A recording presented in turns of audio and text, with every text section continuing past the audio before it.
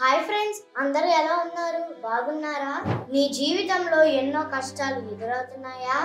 ప్రతిరోజు ప్రార్థన చేస్తున్న ప్రతిఫలం కనబడట్లేదా? ఇంకెందుకు ఈ జీవితం అనుకుంటున్నావా? బైబిల్లో చాలా మంది గొప్ప వాళ్ళు ఉన్నారు, కానీ వాళ్ళ విజయానికి ముందు శ్రమ తప్పలేదు. నీకు తెలుసా, యోసేపు చిన్నప్పటి నుంచి కలలు కనేవాడు, కానీ మిత్రుల ద్రోహం వల్ల బందీగా మారాడు. సంవత్సరాల తరబడి శ్రమించాడు.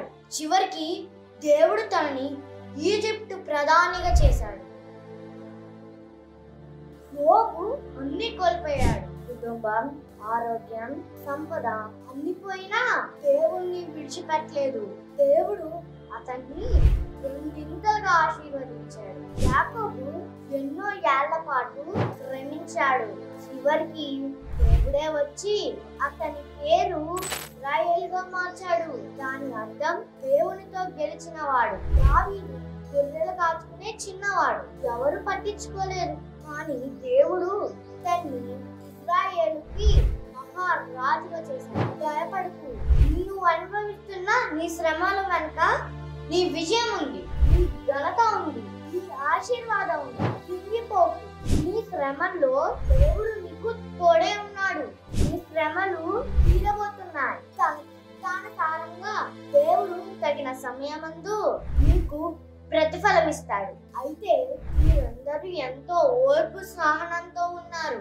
వీరందరికీ ఒక్క రోజులో అద్భుతం జరగలేదు, కొన్ని సంవత్సరాలు పట్టింది. కానీ దేవుడు గొప్ప ఆశీర్వాదం ఇచ్చాడు. మీరు కూడా దేవుని యందు నమ్మిక ఉంచి విశ్వాసంతో ప్రార్థనలో పెట్టుకొని రండి. ఖచ్చితంగా దేవుడు మీ శ్రమను తీరుస్తాడు, మిమ్మల్ని ఆశీర్వదిస్తాడు. ఆమేన్.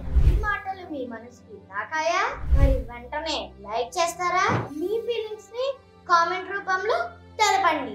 ఇలాంటి బైబిల్ స్పిరిచువల్ మోటివేషన్ కోసం మా ఛానల్ ని సబ్స్క్రైబ్ చేసుకోండి. మీ అందరి శ్రమలు తీరాలని, ప్రతి ఒక్కరూ నిజమైన మార్మన్స్ పొందాలని కోరుకుంటూ, మిమ్మల్ని అత్యధికంగా ఆశీర్వదించాలని కోరుకుంటూ, ఆమేన్. Thank you.